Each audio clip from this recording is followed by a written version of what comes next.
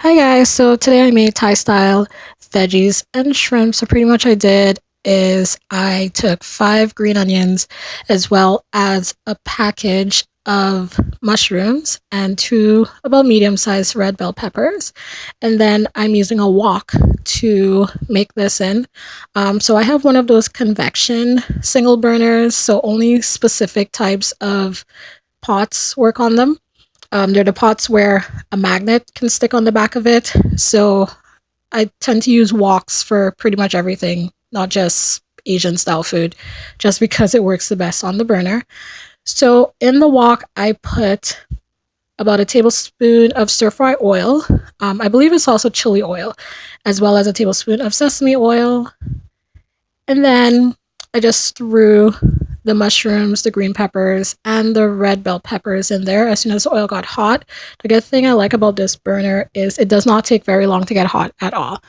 So I just let them cook down a little bit. So there's a side view of what I was doing while I was cooking. I tend to watch movies while I'm cooking, and Twilight's one of my favorite movies. But anyways, back to cooking. So I let the I let the mushrooms, the green onions, and the red bell peppers cook down a little bit. Now, while it was cooking down, I got together other ingredients. So I have my ginger paste, chopped garlic that's already chopped already, as well as red Thai curry paste. And then I'm of Caribbean background, so I'm a fan of spicy food. So I got pimentos as well as jalapenos. Usually I use Scotch bonnet peppers, but for some reason the supermarket didn't have it today, so I used jalapenos. So what I tend to do is I put any produce in the freezer just because being a single person, I find that produce tends to spoil really quickly.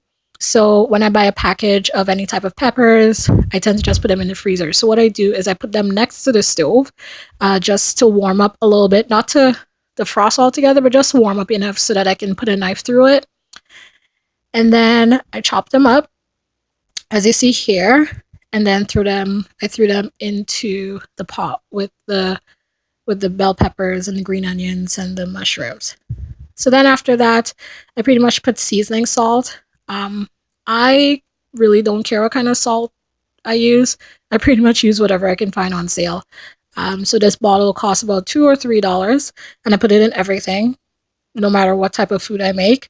But it's up to you if you want to get specifically an Asian style seasoning salt. It doesn't matter to me. Okay, so after that, I put the red curry paste. So that's what it looks like when you pull it out of the jar, or the tub rather.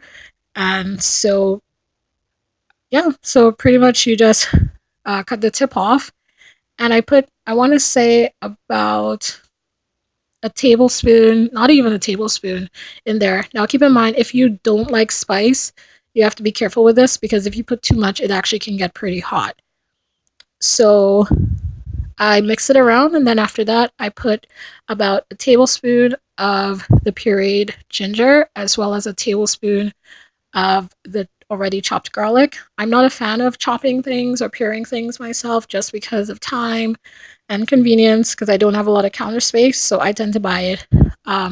Anything I could buy pre-chopped or pre-pureed, that's what I do.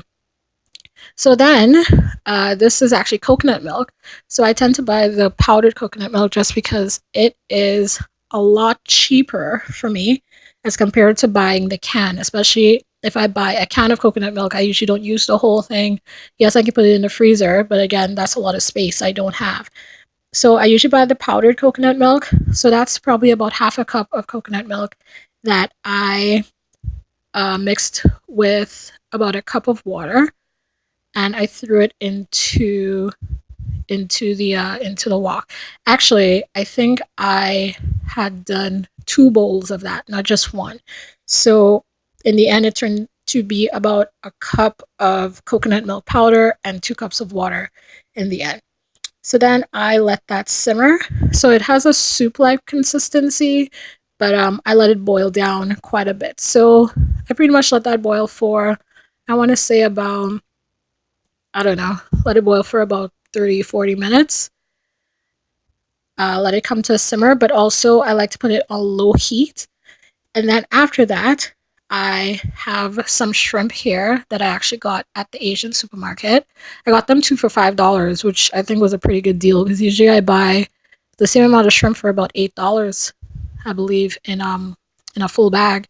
So I have those there. Now I put that in last because I find that shrimp is one of those things that when you leave it too long, it tends to not taste very good. So I always add it in the very end. So then I added it to my whole mixture and then I let it simmer. So at the end, after about 45 minutes of cooking, what I do is I stir it all up and turn it off.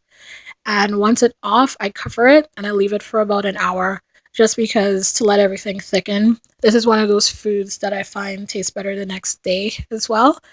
Um, Today, I'm going to be making rice sticks, the vermicelli rice sticks or the vermicelli noodles with it. Sometimes I'll eat it with rice. It depends. But today I'm going to do this. I'm not going to be using two packages, though. I'm probably just going to use 1/3 or 1/4 of a package for myself. And then this is the end result. Hi guys, so today I made Thai style veggies and shrimp. So pretty much I did is I took 5 green onions as well as a package of mushrooms and two about medium-sized red bell peppers. And then I'm using a wok